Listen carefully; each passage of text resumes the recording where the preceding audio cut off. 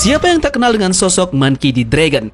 Dragon adalah anak dari pahlawan angkatan laut Monkey D. Garp dan ayah dari calon raja bajak laut masa depan Monkey D. Luffy, pemimpin pasukan revolusi, musuh bagi kaum para naga langit, ancaman terbesar bagi pemerintahan dunia, dan manusia paling dicari di seluruh dunia. Dengan reputasinya tersebut, wajar tidak akan ada orang yang tidak merinding ketika mendengar nama dari Dragon ini. Kebencian Dragon terhadap pemerintahan dunia belum benar-benar dijelaskan secara detail dan gamblang. Namun para fans percaya bahwa kebencian Dragon terhadap pemerintahan dunia diakibatkan oleh berbagai hal dan aturan yang mereka buat. Ini justru merugikan dan membuat sengsara banyak orang. Jika memang itu alasannya, bagaimana dengan para bajak laut? Banyak bajak laut yang sangat jahat dan bahkan mereka melakukan hal yang buruk di seluruh dunia One Piece ini. Contoh, Arlong menghancurkan desa Nami, Crocodile mencoba menguasai Alabasta, Blackbeard menyerang Ram Island, Doflamingo berusaha untuk menghancurkan seluruh dunia ini. Jika memang hal-hal buruk atau kejahatan yang menjadi alasan sebenarnya di balik kebencian Dragon terhadap pemerintahan dunia, lalu mengapa dia tidak membenci para bajak laut? Bukankah mereka juga melakukan hal yang sangat buruk, bukan? Ataukah justru kebencian Dragon terhadap pemerintahan dunia justru memiliki permasalahan yang lebih jauh ke depannya?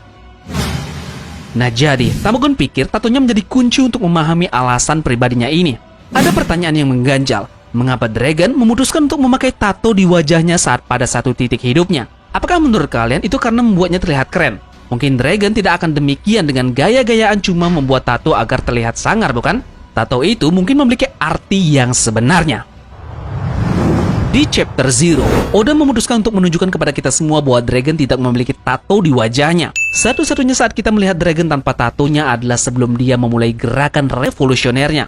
Nah, bagaimana jika itu petunjuk lain dari Oda bahwa tatonya penting baginya? Ini jelas menyiratkan bahwa tato Dragon terkait dengan perjuangannya melawan pemerintahan dunia dan para bangsawan. Bisakah kita mendorong asumsi ini lebih jauh dan menebak apa arti dari tato ini? Tato bukanlah karya seni sembarangan. Pasti ada makna di balik seseorang membuat sebuah tato di tubuhnya secara permanen, bukan? Nah, tato dari Dragon sendiri sebenarnya adalah tato dari Sandia. Di luar Dragon sendiri, hanya ada dua karakter utama dengan tato serupa di semesta One Piece ini, Kalgara dan juga Viper. Ingatlah bahwa tato Viper dan Kalgara sangat berbeda, meskipun mereka berasal dari suku yang sama. Jadi Tamagon pikir, tato Dragon ini mengacu pada leluhurnya. Dia berasal dari Sandia. Ada kemungkinan besar bahwa Dragon ini mengetahui apa yang terjadi selama abad kekosongan, dan dia mungkin juga mengetahui asal-muasal dari inisial D. Dia belajar sebagian dari ceritanya, merasa muak dengan apa yang diduga dilakukan oleh 12 kerajaan kepada leluhurnya, dan memutuskan untuk menandai wajahnya secara permanen sebelum memilih untuk melawan dan membalas dendam untuk bangsanya. Ada beberapa clue yang menurut Tamagon relate dengan Dragon yang memang leluhurnya berasal dari Sandia. Oke, jadi kita akan coba lihat dulu ke sampul volume 27.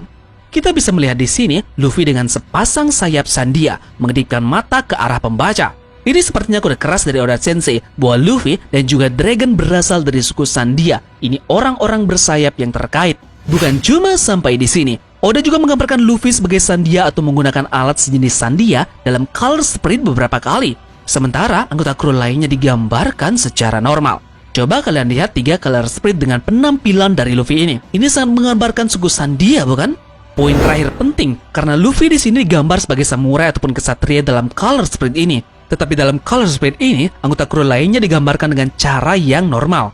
Pada Color Sprite di chapter 175, 431, dan 352, Luffy adalah satu-satunya yang digambarkan sebagai Sandia atau Indian asli.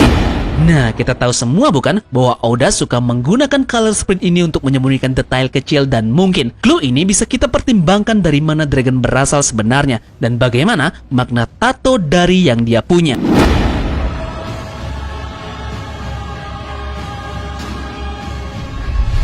Oke, jadi setelah kalian mendengar tadi bahwa Dragon berasal dari leluhur suku Sandia, lalu apakah kekuatannya ada hubungannya juga dengan suku Sandia? Yes, jawabannya ada.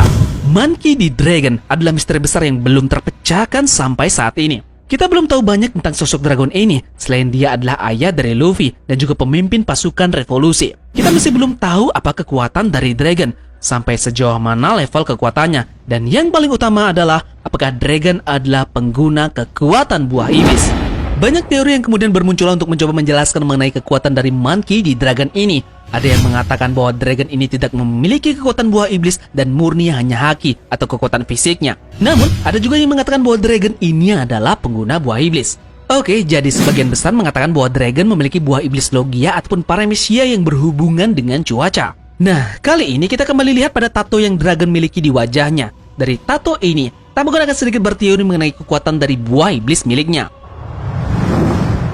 Oke, sekarang kita flashback dulu ke beberapa chapter sebelumnya. Kita mengetahui bahwa Dragon memiliki tato saat sesudah dia melihat Roger dieksekusi, dan tepatnya saat dia berada di Loguetown. Dan jauh sebelum itu, dia juga terlihat memiliki tato saat berada di kerajaan Goa. Nah, seperti yang Tamagon sudah bahas di awal tadi, tato Dragon ini berasal dari leluhurnya. Lalu clue apa lagi yang kita dapat dari Dragon mengenai kekuatannya?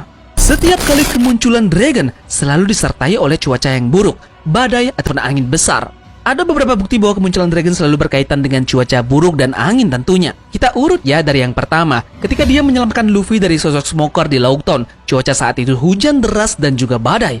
Kemudian yang kedua, saat Luffy akan dieksekusi mati.